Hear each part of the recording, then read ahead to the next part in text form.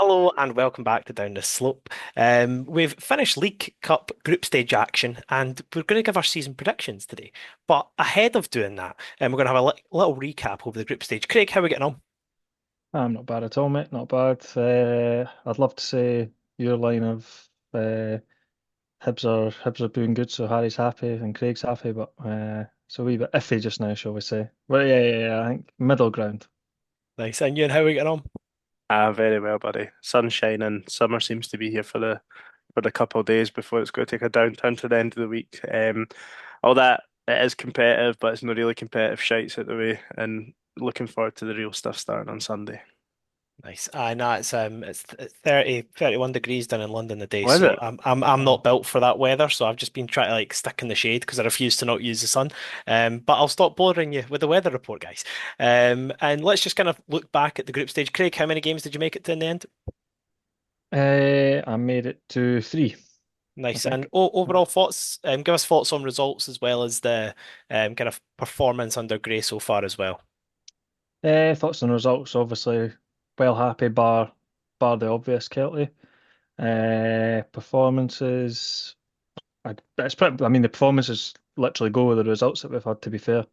I don't think the Kelty performance was quite as bad as uh, maybe the result suggests. Losing 1-0 to Kelty is obviously a terrible result, but I think maybe if we'd scored one of or two of the multiple easy chances that we had, the performance maybe would have looked a bit better.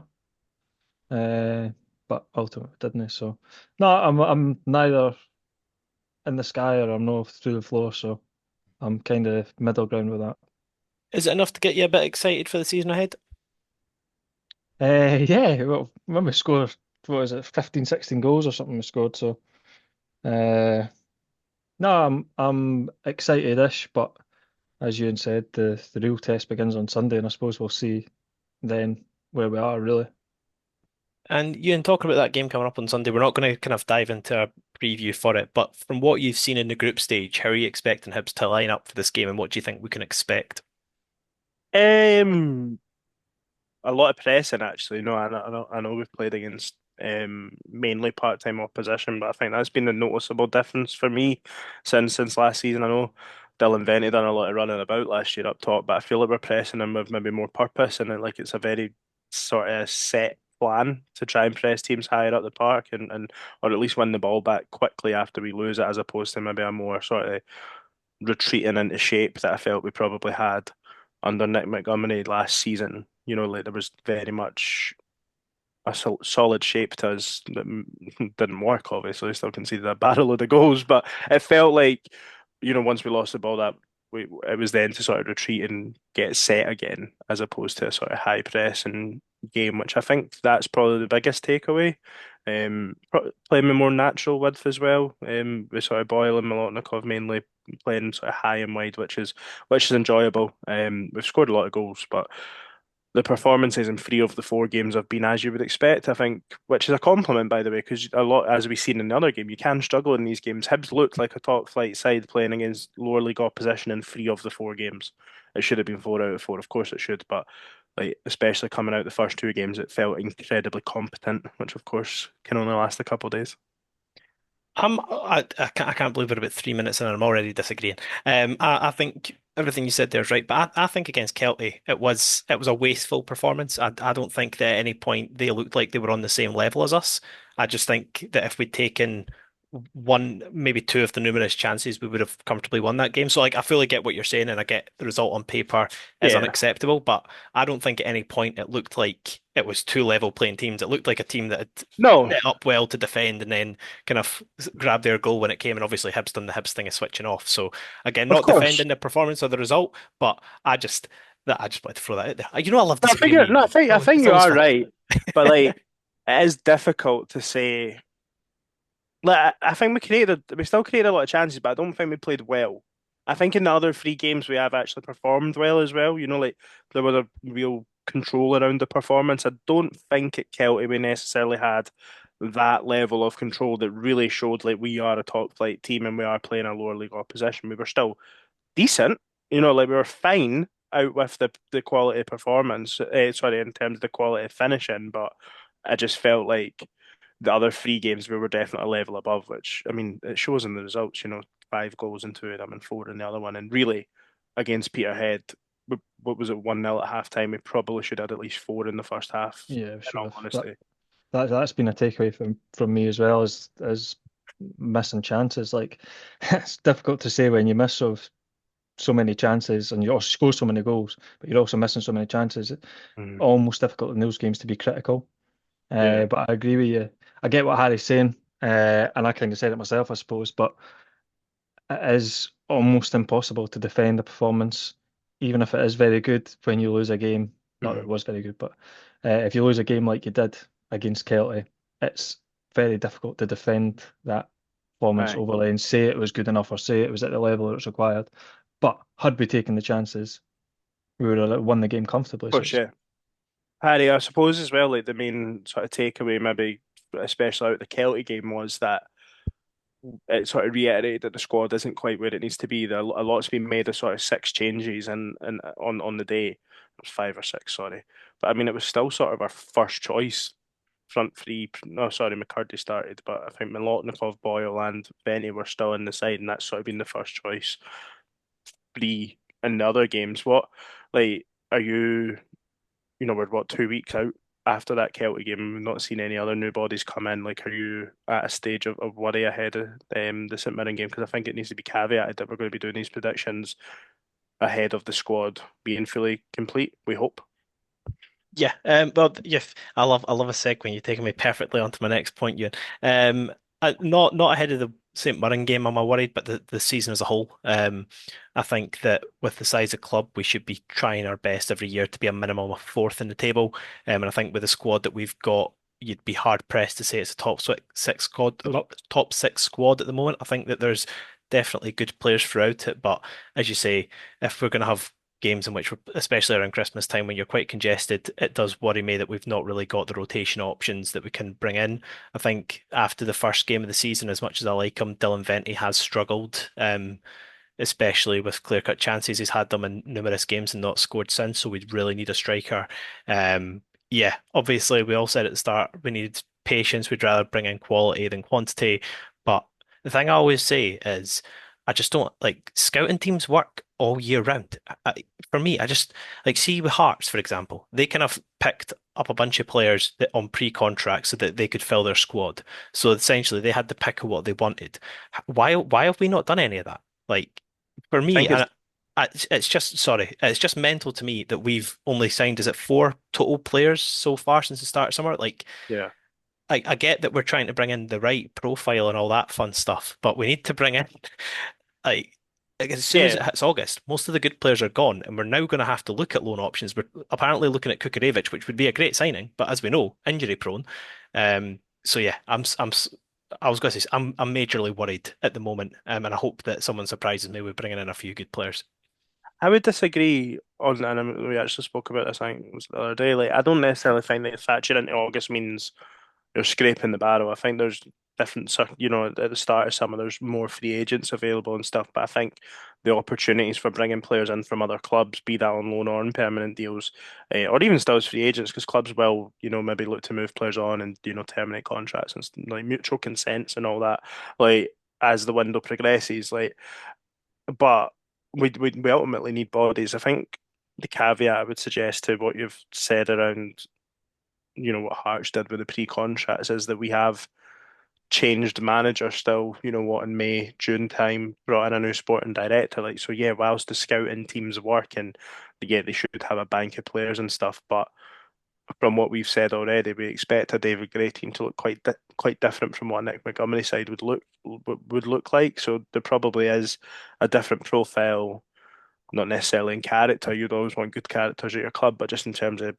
their skill set. Like, mine and Liam's favourite thing, I do expect us to be signing more athletes than ball players under David Gray. If that I don't want to do anyone a disservice, but the one thing that I will cling on hope to is that I think the 3 players that we've brought in that are clearly meant as starters, I am optimistic and hopeful about. But the goalkeeper's obviously not really been tested too much, and has actually missed obviously a couple of games. But the 2 centre backs look pretty solid again, albeit in friendlies and against lower league sides. But I'm pretty comfortable that they've been of good standard, and I think we brought in some good players in January. With like Millie on loan, Marcondes on loan. So I think in general in the calendar year of 2024, we've done good business. I just think we need to do more of it, as And, does every club in the world. Of course, more good business the better. But you know what I mean.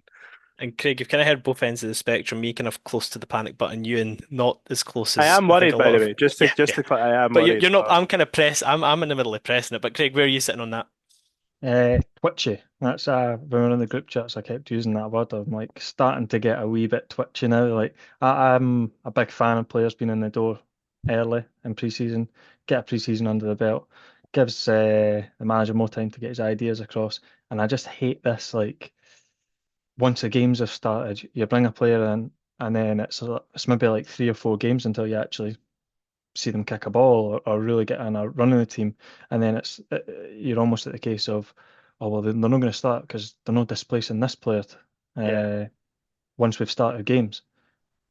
So So, it's realistically, Harry. So I'm guessing the windows. So we play Kilmarnock on the 31st of August. So I'm guessing the window will close on the Monday night I before. think it's actually the 30th for some reason it closes. Oh, right. Okay. So it's I'm sure closed I on the saw that. Friday. Well, say it's the 30th then. So if obviously players might come in before that, but that is 3 league games and a League Cup game that they'll miss straight away, and then we actually go into an international break after the Kilmarnock game on the 31st. So that might not be the end of the world, but I'm trying to be a lot less reactionary and stuff with Hibs, like after the last couple of years, and just sort of, I ultimately I got the managerial appointment that I wanted, and I'm just trying to like let things go and tide out. And people, you could probably interpret as what people say disconnected and all that. Like maybe I'm just not. I'm just a little bit more relaxed about it than probably I would have been in years gone by. But definitely, when you look back on the summer window, I think you do have to let the whole window pan out because we could bring in 3 or 4 good players late in the window. But if you've lost your opening 4 games, then uh, it doesn't matter. So there's because look, like last year we were behind the 8 ball from the get go after the poor start to the season, and that would be the worry again for this year.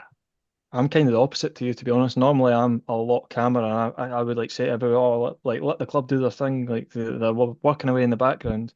But like, really, what credit in the bank Yeah. does this sort of board, if you like, of the last sort of 2 or 3 years have? I know the windows, they don't really have the credit to deserve that sort of uh, leeway, or where you're saying, oh, well, it's fine. They've shown us before that they're going to come up with the goods, regardless if we're having to wait a few weeks Mhm. on it. Like at the moment, that's why I'm starting to get a wee bit nervous and concerned. Is like, Which well, is the right to word, be isn't it? fair, we got Malida and stuff last year, which, like you say, or last season anyway, the business in January wasn't that bad, but I don't think over the whole piece we've really had enough evidence to show us that don't panic, these guys will pull it out of the bag. Mhm. So that's where my concern's coming from. No, I think you're totally that is totally fair. Like I'm just hoping it is hope more than expectation as well. Yeah, definitely. Anyway, Harry, Hey, and anyway, let's get on to the fun stuff, guys. Making a fool of ourselves, as Ian touched on earlier, and we're probably going to revisit these at the end of August, just so we can actually have a full squad and see if anybody wants to shit the bed of what they've said so far and change their predictions. I think we Um, make some rules for that. I think you're allowed to change like maximum 1 or 2. I think we set the rules now so that you know what I mean. I reckon it looks even more embarrassing if you change even more, though. So I reckon it's free reign to change whatever you want, and if you want the egg Right, on your okay. face, then you can just be embarrassed. Can Um, I just I just wanted to interject. So I found your predictions and only yours genuinely from last year. Oh no, I think I've just found some and I'm just trying to get it loaded up. Do you want to hear what you predicted for last Oh I, season? I no. definitely predicted third.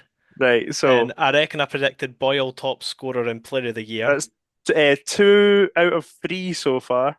And then I reckon, oh right, did I put him top scorer? Yes, so you predicted third and Martin Boyle top goal scorer. Who would I have had player of the year then? I think about the year before. Oh, was it Newell? No, no, no, Cadden. Ellie Yuan. Oh, fair. Good. I like Young that prediction, Harry. He scored twice at Tiny. That's a great prediction. Good job. young player of the You've done year, 10 and 2. Josh Alan Campbell. Alan Dalferrier.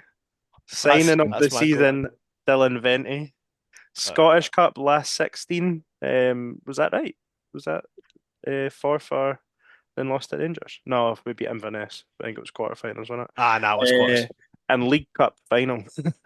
Semi should have been absolutely Ah, fucking should have been. Should have robbed, been. robbed. That's Sorry, actually if you it's take not away bad. the league position being about 7 places off, that was actually pretty solid going, to be fair.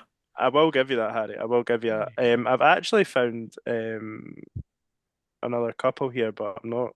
And do you want to hear Liam's just while we're taking Ah, a let's bit? go for it. Let's go for it. Aye, it's just loading. I was just scrolling through like all the old like thumbnails and stuff and found them. So Liam's predictions for last year: fourth, uh-uh.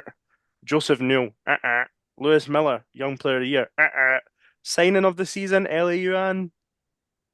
I don't know. Probably still, of all the Yeah. players that came in Wait, last was it summer. was a beta signed last year though? Yes, he was. Ah, So nah, beta signing of the season there. Aye. top goal scorer Dylan Vente, Scottish Cup final, League Cup semi-final, correct. Oh, all right. It's genuinely, I mean this. I'm scrolling and scrolling, but I cannot find my own. So there you go. Aye. I All right. Well, cannot. that's your mission in the meantime. But guys, as we've touched on, those categories are pretty similar to what we've got here. However, we're going to kick off with the main one, the one that we all care about. We're going to go with league position that we think Hibs are going to finish in. Craig, you kick us off, my friend. I'm going to go for an optimistic fifth.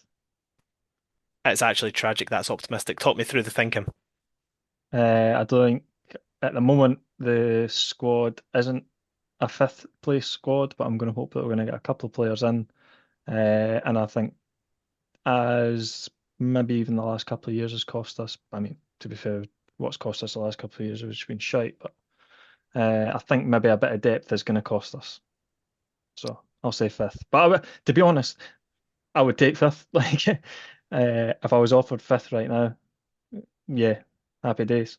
Alfred fifth and that meant Europe, then definitely. Hmm. Aye.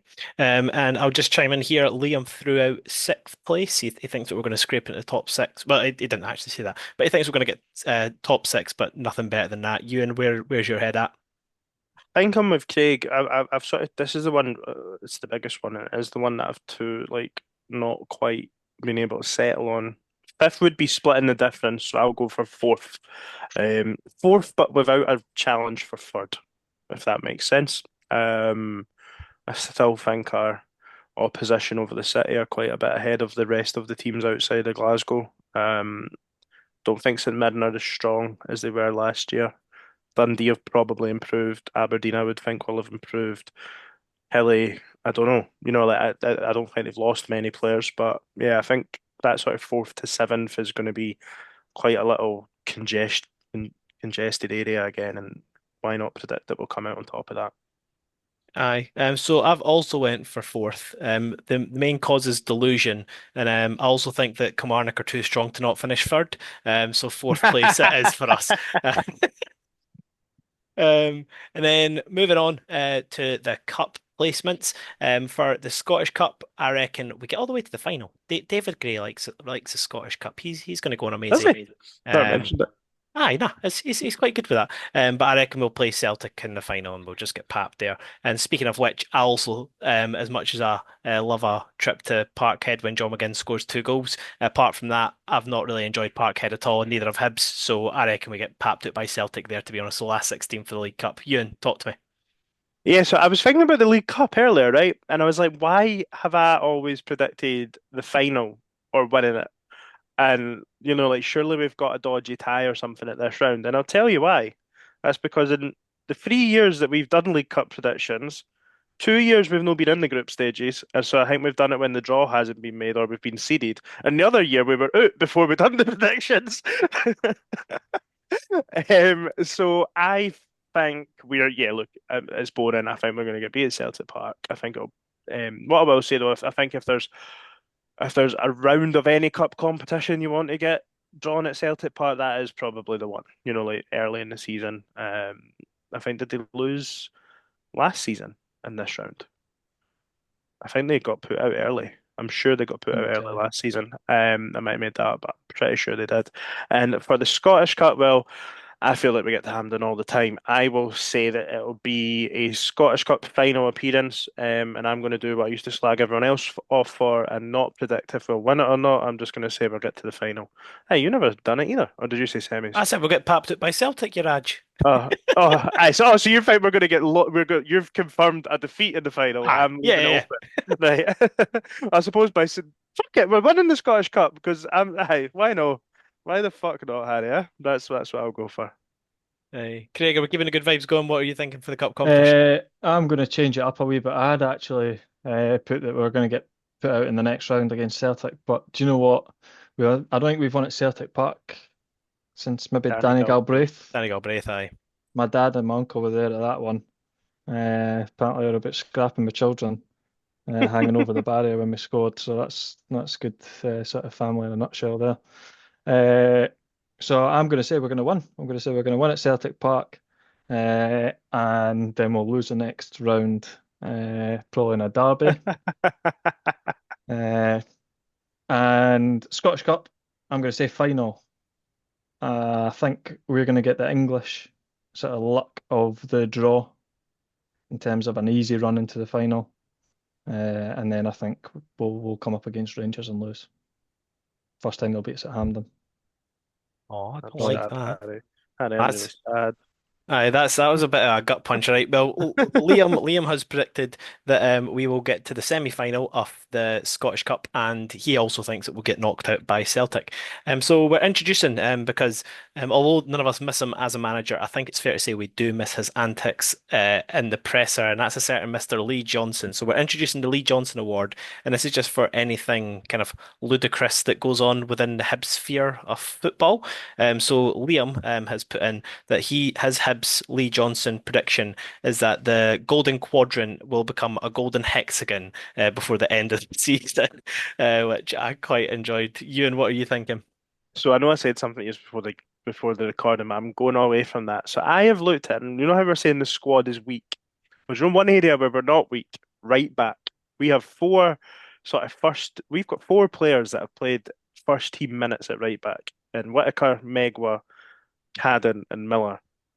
And I'm going to make a prediction that at one point this season, all four of them are unavailable at the same time, and we've got to draft in some fucking random, either like I was going to say 16-year-old kid, that'd be Whitaker. Some even younger kid than Whitaker, or put a centre half there or something, and it would just be like, how have we got four players that can play there and not one of them is available at one point? That's my just stupid only Hibs narrative for the season. That will happen. Nice. My stupid Hibs prediction. This is mainly just a personal one for me, but I think that we will get to the end of 2024-25 season and still have not signed a left-sided or left-footed centre back. I just don't see it happening, guys. I don't think it's ever going to happen again. So yeah, that's my Hibs are stupid prediction. Craig, what are you thinking? I'm going to go very, very current in the news just now with the slashing of the Old Firm fans' tickets. And I'm going to say we are going to be the first to misbehave in the league, in the Scottish League, first on the headlines to misbehave. Quote me on it. I'm very confident. You know, it would be really mental and funny if we just finished the fucking season with the same manager we started. That'd be How about lovely. that? How about that, eh? Too Let's not be ambitious crazy. there. These are funny predictions, not unrealistic predictions. Come on, Ewan. Aye, so next one, Ewan, talk to me. Top goal scorer, who are you going for? I think I am going for a return to his best, and I think the player I've probably predicted every season for it, Martin Boyle. Why so? As I don't think he was as bad last season as everyone else probably did. And he still contributed a lot. And I just think David Gray will prioritize his output. If that, you know what I mean, I think he'll see a lot of the ball, a lot of the game, and be very much involved. And also, will he get penalties back? Maybe if we start, I think he'll probably be up there for taking them. I think he did miss one or two, but yeah, I think Martin Boyle is the probably obvious penalty taker just now, and I just fully fit. I'm hoping I've been impressed to be fair so far. and he's already stat padded up 3 goals already, so it's a good start. Craig, who you saying? And just to confirm, I reckon this is for all competitions as well, so you don't have to just think league. It can be cups if they we go on a bit of a run. I'm going to say Venti. I'm a big believer in not writing people off. I'm going to say too early, but I suppose he's been in for a season, so it isn't that early. But we'll say based on this season, yeah, he's missed a few chances. But I was big on Aye. Chris Dodge. If you're in the right place, you're getting the chances. They'll start going Mhm. away eventually. And he's had multiple chances already where he has been in the right place and he's either scuffed it or he's Aye. hit it a wee bit wide. I'm fully confident. Once he gets a wee bit of confidence, he'll start banging them You used the word earlier. I think I'm twitchy on Dylan Venti's Hibs in. career at this point. Like, I just, if we talk about confidence, you scored the perfect hat trick in the first game of the season. You come out of that game thinking, God, he's going to finish this League Cup campaign with what, six? Worst Mhm. case scenario. You know what I mean? Like Yeah, genuinely, yeah, no. and then he missed quite a few chances. He missed 2 very good headers, didn't he, at the start, the second half against in the Queen's Park game. Missed a Yep. couple good chances at Kelty. Missed another. I think he had sort of 3 sort of one-on-ones at the weekend. Like definitely twitchy about Dylan Venti at this point in time. Harry, I do want to hear your top goal scorer, but I think it's time to share Liam's and Liam's top goal scorer. Let's discuss. Josh Campbell is a bold shout. Does anyone think that he would even finish in the top three? Like, and I think if he finishes in the top three, that makes it a pretty valid shout. But I don't think he will. I think he'll fade off a little bit. There'll probably be a period in the season when he goes maybe 10 games without a goal. My problem with Liam Shout is Josh Campbell finishing top scorer kind of implies that Josh Campbell is a out and out starter every week. And as we discussed in our wrap episode last year, I think he's had a good League Cup campaign, but I just think the consistency that he's shown during league football, I just don't think that he's good enough to be a consistent starter week in, week out. And I would hope that one of the players that we bring in probably competes, if not takes minutes off him before the end of the window. I don't hate the shout. I think if he does play every single week, I think that he's got a chance just because he always gets himself in good positions. But Craig, you seem to be quite opinionated on this. What are you thinking? I'm just not happy. I love Campbell. I absolutely love him. Uh, I just it's the signs are from David Gray from what he's been saying that Campbell's going to be kind of one of the main guys under Gray. And I just think if he plays minutes, as in this, let's say the vast majority of our games this season that he's available for, then I'm not going to say he'd be top scorer, but I can't see him not contributing heavily, goals and assists. Uh, so no, I love him, and I think he should be playing. I think his athleticism in Yeah. this league is so valuable. Like, he's literally definition of box to box. Uh, so no, I'm a big Josh Campbell fan. Yeah, it's an interesting one. Like I was actually talking about Josh Campbell at work today, with a Rangers fan actually, and he was saying that he thinks he's decent and scores goals and all that. And I was just thinking, like, can we? So you look at him when he played deeper. It was quite obvious that he didn't fit the role there, and but probably technically maybe not the most comfortable on the ball, but definitely fits that mold that I sort of described earlier with what I expect David Gray's sort of team to look like, and more athletic than necessarily ball players. I think I said so. It would just be, can we carry a player? Not that I think he doesn't put the effort in or anything like that. God, that's one thing you couldn't question him. Can you carry a player that's sort of in the team that isn't a striker, that is sort of sole purpose is to score goals? Like because Mhm. it's a difficult one. Like because I mean Chelsea got out with Fran Lampard, didn't they? Like like that Yeah. debate between like a Lampard, a Gerrard, and a Scholes. He's only in there purely because he's goal scoring. And it's not to say Josh Campbell's at that level, but I expect that he'll be one of the first. I expect he'll start on Sunday. I expect that I think we look at the midfield as it is just now, and that is I think we're comfortable with the midfield. I think David Gray is happy to go with a midfield of Newell, Mariah Welsh, and Campbell as a starter. And I do think with day two specific players behind them, it's a very energetic midfield, so you probably can get away with having a Josh Campbell in there. So, I mean, I don't hate the shout from Liam, but I do think you'll end up, he might finish on 8.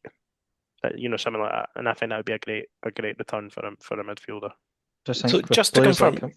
you Carry on. guys think that a midfield of Newell, Nathan Raya Welsh, and Campbell is good enough to compete for top three? That was just me that said that. But like just throwing it out Yeah, there as a question. I think it's a million it miles off. If depends. everybody stays fit, then I don't think that's a million miles off. I think it depends, Harry, what's around it. So ultimately, I think Joe Newell is arguably, if not the best midfielder outside of Celtic and Rangers in the league, all rounded in his position.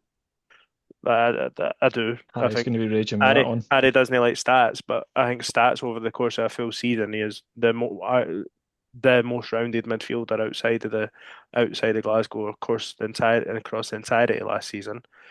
Mariah Welsh is a player that I think we all had massive hopes for when he first joined, and then I don't know if it was the sort of Rangers tackle that sort of took the wind out of his sails, and I still think he's a great player. So then having a goal threat, a player that can score goals from midfield, and look at Kilmarnock at home at the start of last season. Was it Nick Montgomery's first game at Easter Road? Hibs played quite poor, but Josh Campbell scored the goal that won the game. I think we won 1-0. So having that type of player against any team at home, maybe outside Hearts, Aberdeen, Celtic, Rangers, that can pop up with a goal out of nothing or coming in late into the box, will win you points. And beating the shite is what gets you third place in this league. So yes, I do. Nice. Craig, same boat. What's that with Do you think the midfield as it is good enough to compete for top three? the? Aye, like if everybody stays, I know it's obvious. It's the same thing every year. You say the same things. Like if everybody stays fit, yeah. Uh, it's difficult. The only one I have worries about is Nathan Mariah Welsh. I don't think we've seen enough of him on the ball to really judge like if he's good enough. I think he's good enough against sort of your, we'll say, lower in the league teams, even though we are one of them. That's a fact. Currently we are. We can't deny that. But against the better teams, I have my doubts. Uh, but uh, more just Campbell. I just think if he's arriving late in the box, he'll pick up plenty of goals.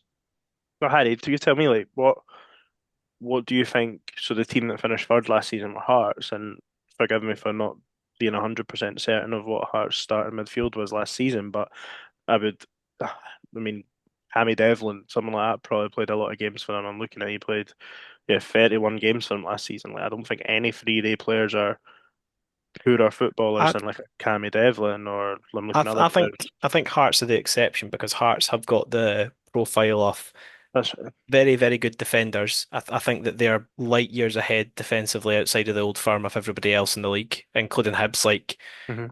they could probably start about six centre backs. Like obviously we've got O'Hara and Ekpatika. Apologies if I butchered his name. I'll call him Big Mar from now on. But we've not seen enough of them to say that they would start over any of their players. And But you asked obviously, about the midfield yeah, no, no, specifically. no. But the reason I don't think Hearts is a good example of that is because they had a goal scorer who could score 30, which we don't have. They've got a defense that can keep clean sheets for fun that we Yep. definitely don't have. So like they're No, I missing get what you're length. saying, but you asked the question about the midfield, so So from my perspective, our midfield should be like a key focus because when we've played well previously, like the season we finished third, and then the season that we had that crazy run with Lennon, we had really good midfields that were helping us compete even against the likes of Celtic and Rangers. And I just don't think that midfield three can be competitive against Celtic and Rangers. I know that that's a strange barometer, but I think that when Hibs are yeah. on form, we have good midfield player, or sorry, great midfield players. And not to be too harsh to the guys, but I think that the three of them have shown themselves to be good at the moment. I know that your stats and all are from when Yule, and I think Yule in his day is definitely the best midfielder outside of the old firm, but I just don't think his day is as often as it should be. I know you hate that comment, but from what I've He seen, plays I as think a it's deep true. line midfielder. Um, okay, so we can make excuses. That's fun. But yeah, anyway, my top goal scorer was Venti just because I love the kid and I want it to come well from. I don't think Is it's actually back going to on happen. track. But hopefully we get a new striker in. And because the thing is that I've said about centre backs last year, I think having players in your position makes you play better. Venti currently is undroppable. There's not another striker at the club that's an out and out striker that's first team caliber. So Venti starts by default, and for me, that's terrible for motivation. I know that people will be like, "Oh, you should be playing at your best anyway," but you need something. You need the carrot to chase, you know. So yeah, Venti is going to get a strike partner. Kukurevich is going to come in. He's going to set him up for 82 goals, and Venti is going to be the world's best player, Ballon d'Or winner. Anyway, we went on a massive tangent there. Apologies. I've finally got rid of the guys fixing the fridge for me. So who is going to pick up the most cards this season? I'm going for the. I think it's an obvious one. I think Joe Newell. He likes to get stuck in. I think as captain, I think he's going to chirp even more at referees and get a couple of dissent yellows. So he's going to be my most carded player. I'm hoping that we don't get any red cards, but I can imagine him going two-footed against Rangers at Ibrox if we're 3-0 down. So yeah, Joe Newell's going to get my most cards this season. Craig, who are you thinking? I've gone exactly the same, to be fair. I could see it being either Mariah Welsh or Newell. Like, I feel like one of those two midfield players is just going to be chomping at ankles the whole season. So, but I think history shows that Newell does like a yellow card, so I'll stick with Newell. Ian, talk to me. Yeah, Newell was definitely the low hanging fruit. So I've went for Lewis Miller. I think he's going to rack up. He generally flings himself about, and it gets annoying as a Hibs fan, regardless of anything else. But I think he'll get multiple bookings for greeting at refs this season, with this new Henry sort for of dives. instruction. I think Lewis Miller. If that'll come down to the volume of games he plays, obviously. But I think he could well be the most booked player this season. Yeah, that's who I'm going for. But I mean, midfielders. I don't know. I don't know any sort of statistics to back this up, but I feel like midfielders are the players that get booked the most. You always think about centre halves and that, but centre halves never fucking get booked. It feels like. And that sounds like the betting tips are coming out there. The random Lewis Miller thing that I think about quite often. It's a shame we didn't win that semi-final against Aberdeen because if we did, he would have went down as a legend for getting the player sent off just by being a dick. Yeah, Like, like that's like the Aberdeen player got sent off, and the reason the ref should have wrote down Lewis Miller is a dick, and it was so good, and I love that from him. But yeah, I just wanted to throw that out there. It's a shame for Miller that he never really got to celebrate that moment because it was a good bit of shithousery. Um, aye. and then, yeah, as we said, there was kind of two obvious options, and Liam took Nathan Mariah Welsh for his most carded player. And moving on, young player of the year. I'll kick off. I'm going to say Josh Campbell because he's one of those players that I just refuse to believe is ever older than 22 or 23 years old. Like, I just think he's perennially that age. Like, can you remember Kieran Dyer? Who used to play for Newcastle and West Ham, I Mhm. believe. I swear to God, he was like between the age of 18 to 22 for about 12 years. And Josh Even though when Campbell, we were watching football, he probably never was that age. yeah, not exactly, but it's the same as Josh Campbell for me. Like he just, for some reason in my head, he's always just really, really young. I think it's because he obviously broke through at such a young age. And he's obviously still around the team now. But in my serious one, I went for Nathan Mariah Welsh. I'm hopeful that if he gets a good run of games under him, he can be as impactful as he was when he first signed. I think there's definitely a solid player there, but as Craig said, we just need to see him be a bit Yeah, more comfortable on the ball. I just wanted to double check the rule that we set out for this. Is it Start 23 at time of recording or yeah, 23 at end of season? 23 before the St. Mirren game kicks off. So if their birthday's in the next Okay. 4 days, they're fucked. I also went for Nathan Mariah Welsh. Nice. Give a bit of explanation, my friend. Back to back. Hey, I'm sitting here. I'm sat here thinking, that midfield is a good midfield, and by that he would have to have a very good season. I'm still optimistic. I was impressed with him when he first joined the club. Um, his energy is what's the word I'm looking for?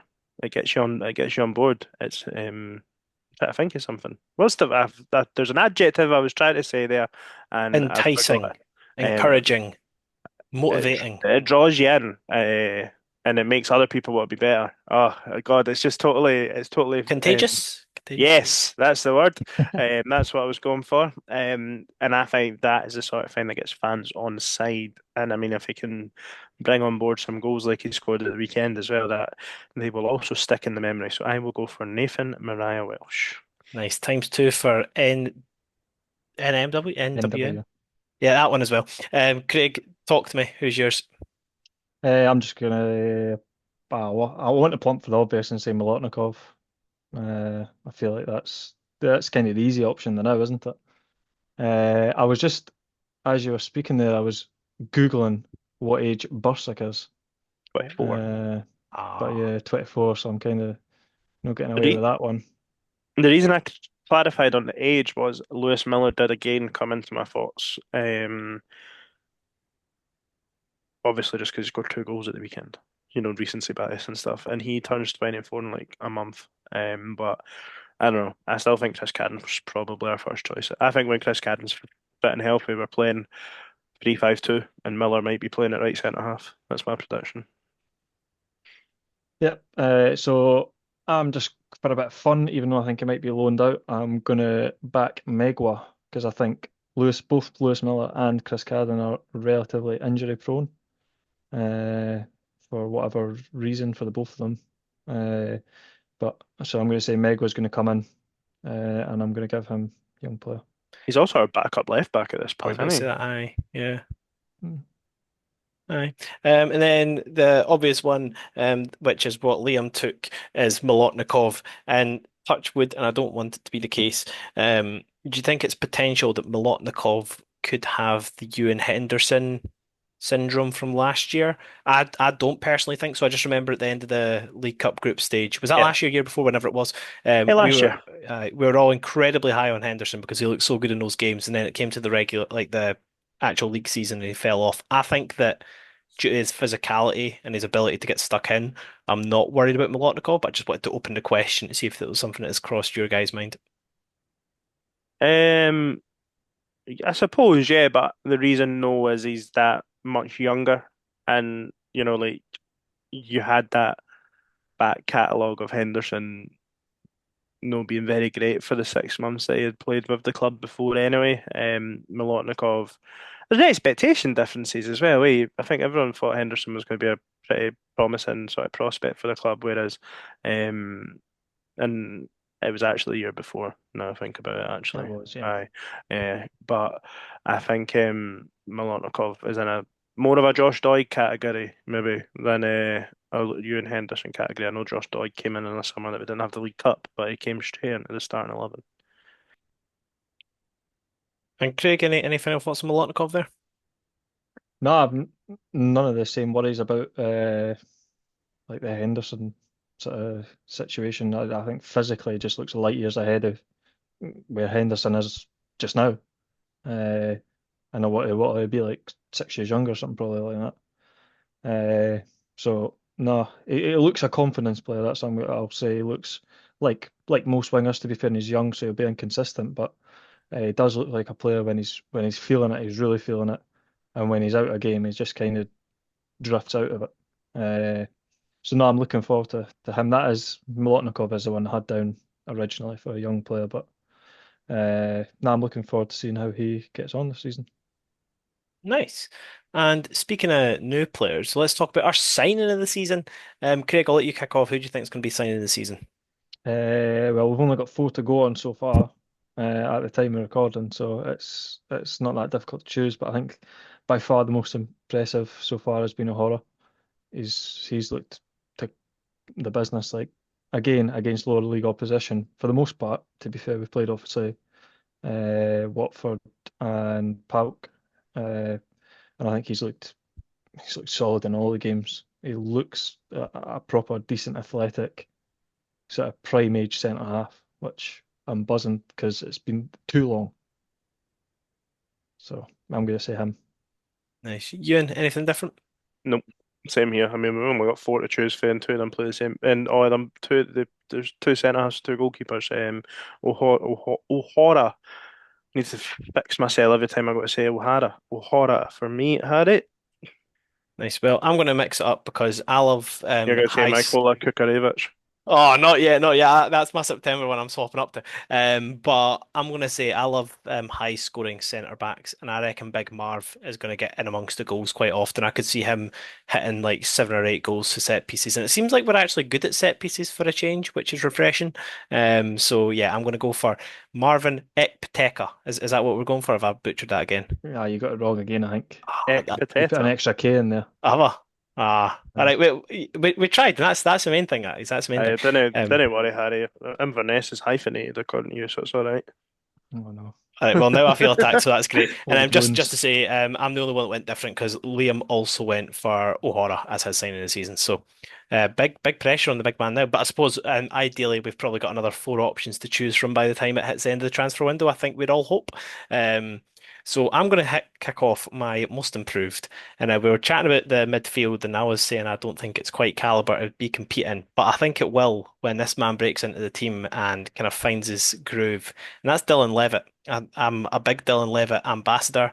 I think that similar to Campbell, he can get in amongst the goals, probably slightly differently because he'll more likely find them from range. But the thing is, when we signed him, I thought we got a really good player, and I think we saw flashes through last season. But with Montgomery, it was pretty restrictive of what you could do in the midfield because you were likely only the two of you in there. So I'm hoping if he actually gets to play consistent minutes as part of a free, then he can actually do the business for us. Any comments on Levitt? He was one of two for me. I just don't know if he will get the minutes to justify that. I don't think. I think, like I said, I think the first choice midfield three's pretty set in stone.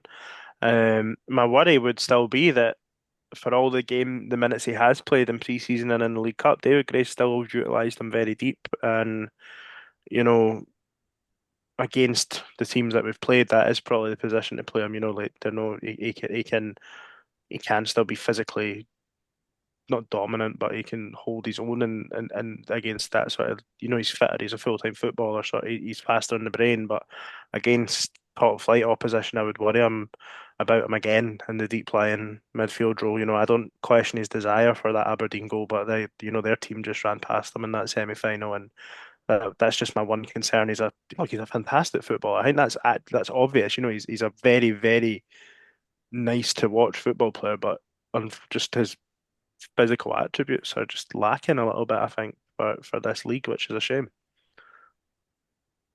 Craig? Will I go or? Have you got any thoughts on Levitt, Craig? Or Nah, it's a great shot, mate. I love him. Brilliant football. I really hope. I think some of the criticism that he came in for last year was a wee bit unjust. I feel like he maybe at times was a bit of the scapegoat. I remember Kilmarnock away. I can't actually remember if it maybe the two each game, was it maybe Montgomery's first game? I can't remember. But he took an absolute bollocking like off the fans for very little, to be honest. Like I didn't feel like he was at fault for a lot of things, and he just took a bit of stick. Uh, but no, I like him, and I'd really like to see him have a better season. right. And sorry, Ian, we can circle back to you, my friend. Who do you think is going to be most improved? I don't know if this is a cop out. I will say Josh Campbell. He only made 19 appearances in the league last year.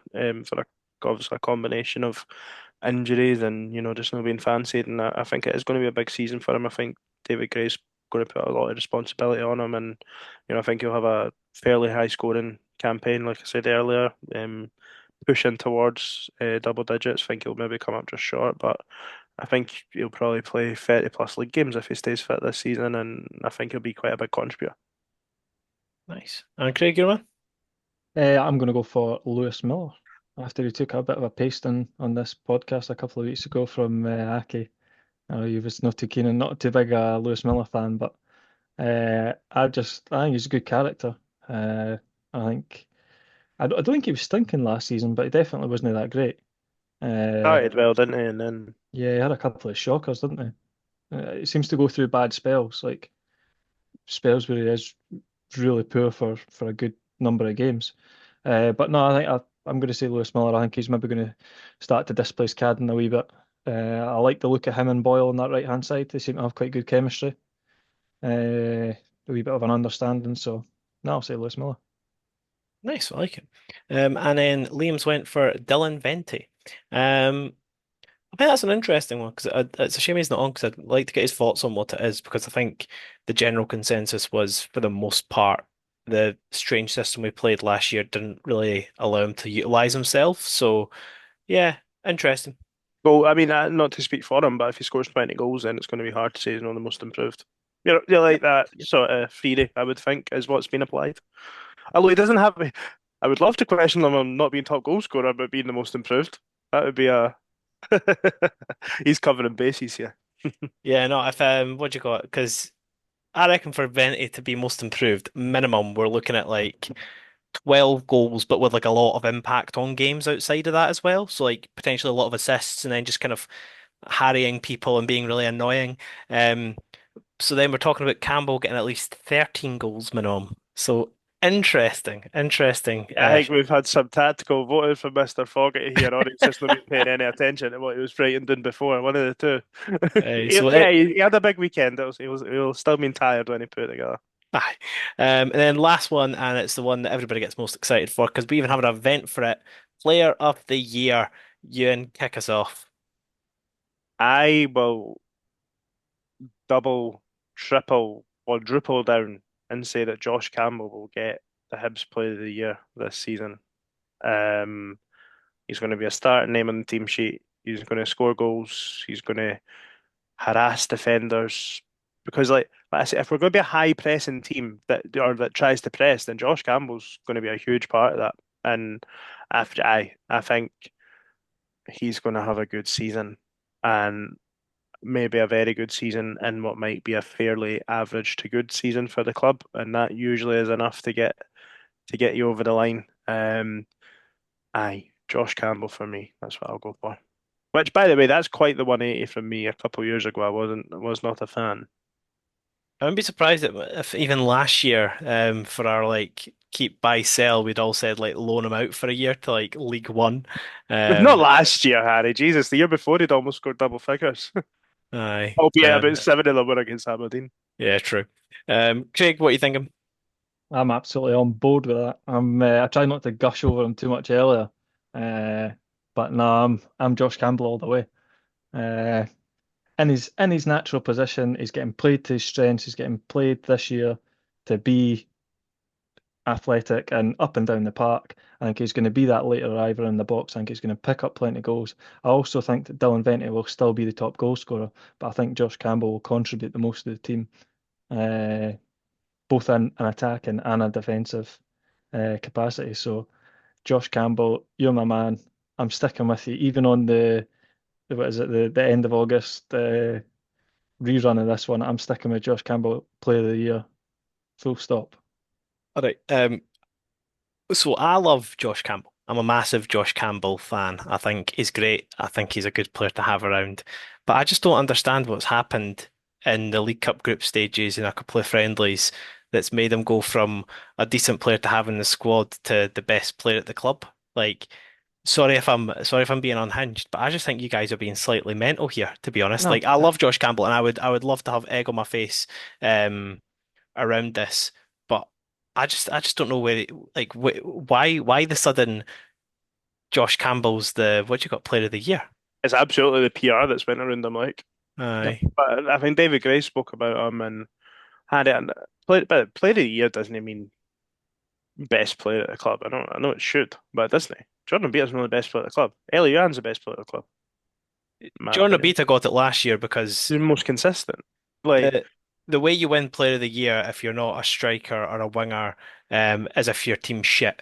aye, exactly. And the only thing is with me, like I really like Josh Campbell as I say, but I don't see any world in which he wins Player of the Year in which we've had a good season. Like if Josh Campbell's been our best player, I don't think that we've finished top I five. disagree with that. I disagree How? that Josh Campbell can't be our player of the season and like us not have a good season So you because think that he's Josh got. Campbell can like go above the levels of like the forward players we need to perform, the defenders we need to perform, the other midfielders we need to perform, You have a good and season, a defender's no winning player of the year, in my opinion. If Hibs finish third or fourth and have good cup runs, regardless how good the centre halves are, they're no winning player of the year. If Josh Campbell scores double figures goals and chips in with assists and Hibs do well, then Josh Campbell has got a very reasonable chance. And I think he'll have a good season. And that's why I'm picking him. And I'm sure Craig thinks the same. So fuck you. Exactly the same. well, I'm glad you're doubling down. I just wanted the explanation. As I say, I really like Josh Campbell, but I just think calling him Player of the Year Yeah, right. Do you after want me to break it down? It's always been there. This is where my mind goes, Harry, right? Go for it. Strikers are expected to score goals. Wingers are expected to create chances. Defenders are expected is the bare minimum to defend, and goalkeepers are expected to make saves. A midfielder who can contribute goals is an desire. It's it is an expectation, but it's probably the rarest of all of them.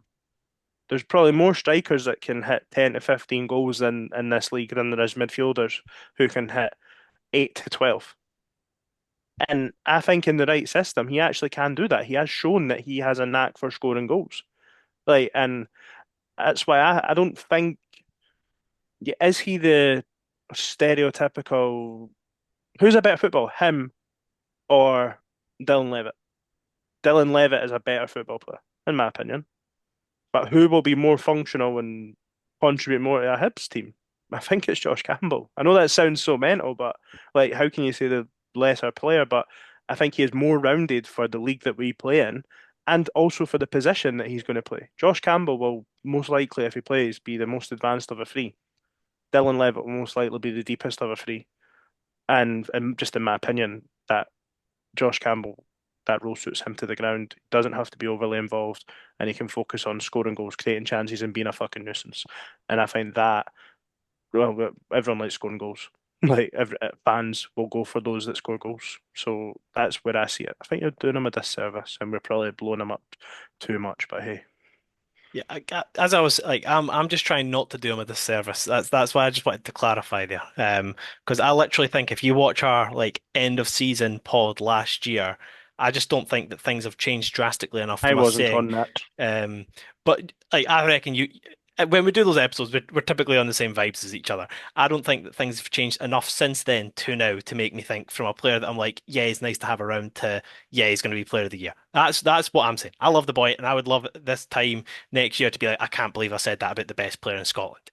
Anyway, Liam said O'Hara is going to be his nominee for Player of the Year, which probably would line up with finishing sixth, as we kind of touched on there. If you're kind of scraping into the top six and not really competing for Europe, then defender, as we saw with the Beta last year, is likely to win something. Hmm. And I picked Dylan Vente. It's the last year that I'm gonna stick to my guns on him and double down on him. If he performs like he done in his first six games, I think that we've got an absolute gem in our hands. If he performs like he did the last 25 games, then likelihood is we probably try and move him back to Holland. I'm hoping that the former is true and he can find that like form that he had when he first joined the club, where he just couldn't stop scoring with every touch. But we will wait and see. So guys, there you have it. Are we all happy with our predictions? Do we feel fulfilled? I do. I don't think I can remember what I predicted all the way through already, but I do. I feel very fulfilled. Hey, Craig, how are we feeling? Ready Your for first. Sunday. Hey, that's it. Sunday. Oh, because are they playing Europe? Yeah. Oh, yeah, Hyundai. Cool. Oh no, but they're playing at home, aren't they? Yes. Oh, that's annoying. Hopefully, a bit of extra time will do them bad. Craig, how are you feeling after your first predictions video? I feel brilliant, mate. I feel brilliant. I feel like you've just spent the last 5 minutes slagging us for taking Campbell when what's changed, and then you've said Venti. What's changed with Venti? But uh, Made a bit of no, chances missed you. No, no. fucking Look, hell, Craig, go for it. Fucking kill him. I just went on a wee bit there. No, no, no, I feel good. I'll be honest, guys. I can't see any of my choices being wrong. That's kind of where I'm sitting. I think I'm gonna go 100% on that one. So no, happy days. Nice, I respect it. Well, guys, last thing we've got to do, I suppose, is we've got the first game of the season coming up. Ewan, I think you want to chat about it a bit, so the floor is yours, my friend. Oh, I just think, we've done a lot of talking. I think it's an exciting time of the year. I think, generally, has there been more excitement going into our first league game this season? Probably. I think that is part of the issue with the League Cup as well. That even if you come out of it unbeaten, there's usually something to complain about, and it does sort of it eases you in too much instead of just being like, bang, we're back. You know what I mean? Sort of thing. And I am very much looking forward to the game. I described it earlier today in work as potentially the worst game we could have got. I just think it's a trick, like it's a decent mid. It's like they're no good enough that if you don't win, you're going to be like, oh well, it's a tough place to go or whatever. but they're good enough that they could beat us. Like, you know what I mean? Like it's Easily could be us. like I think I don't think they'll be as good as they were last season. I think they sort of faded off towards the end of the season, and I think they've lost a couple of players as well. But I think Hibs will go through to Paisley and get the job done. Lots of happy memories from St Mirren, and only a few bad ones off the top of my head. So I think we'll go there, win the game, feel good going into the Celtic game after that, and start the season on a positive note. That's what I'm hoping for, and that's what I expect. Josh Campbell, baby, double. Nice. And Ewan and Craig, I'll let you assemble a team. So if we started with Bursic, is it Bursic or Bursic? What are we rocking with? I think it's Sick. I I didn't think care. so. Right, well, we're rocking with Bursic. He's obviously in goals if he's fit. If not, then disaster has struck. But talk to me about defenders. Ewan, you start with the defence, and Craig, you take it on from there. Uh, I would think the team almost picks itself at this point. Miller, Uhura, Ekpiteta, and Jordan Obita would be the expected starting back four, I would think. And then All the being fit, regular, I know Uhura took a little knock, sorry, against Peterhead. Hopefully he's fit. If not, Rocky will play. and Craig, regular midfield that we've seen so far. I think so. Yeah, I think it'll. It kind of looks like it's going to be. Is it a three we've been playing? Is it? Because Pretty I much. kind of had him down as a 4-4-2 guy, but I suppose we're not got really another striker to play up top. But I no, think it's I sort would of play the three. you'll be someone that'll tell us it's 4-2-3-1 opposed to 4-3-3, but I think let's call it 4-3-3. Aye. Go So for then that then. are we agreed that it'll be Nathan Mariah Welsh, Newell, Campbell, and then Molotnikov on the Correct. left, Boyle on the right, and then Venti up top. Is there any status on Ellie Yuan? Has he been Oh yeah. kind of in or out I think he's out. wise? I can only feel that the fact that a leg brace on Saturday means that he's probably not available on Sunday. But Hmm. I'm not a doctor. But I don't think that's a good sign. Yeah, I think that's spot on. I think Milotnikov deserves his start, and that's where you start to just, there's players missing already. Cadden, Doyle Hayes. I mean, the forgotten man, but there is. I feel like we're quite heavy in a couple of positions, like I said, right back and even centre midfield. Like I know we maybe want to bring someone in and move a couple on, but you still have Doyle Hayes, Levitt, Amos out with that free. You know what I mean? Like there is whether they are or whether the quality of player or not is what you would want, but that left wing spot, especially with LU and missing, is a bit of a problem. I mean, Milotnikov's had a great League Cup campaign, but like you say, Harry, it's League Cup and he's a kid, frankly. So I would like him not to have to start, but he will be. I would expect. And it'd be harsh if he didn't. Aye. All right, well, boys, let's round it off. Score predictions. I'm going to say 1-0 Hibs, squeaky bum time. We'll score after about 5 minutes and then nothing will happen for the rest of the game. Craig? I think St Mirren will be toiling after Thursday. They play in Europe. I think they'll be a wee bit emotionally. I think they play in Europe anyway. They'll be a wee bit emotionally spent after that, and I'm going to say 3-1 Hibs. On the cabbage. I will split the difference and say 2-0 Hibs. That's what I'll go for. And it will be Josh Campbell and Martin Boyle on the goals. That's my Nice. prediction, Harry. Hey, if you don't keep a clean sheet in the first one, you can't keep a clean sheet in all of them. I like that mentality. I don't really think it makes sense, but I like it nonetheless. Um, all right, well, guys, if you've listened to our incoherent ramblings about season prediction, thanks so much for sticking with us, and we will catch you next time. Goodbye. Cheers. Bye.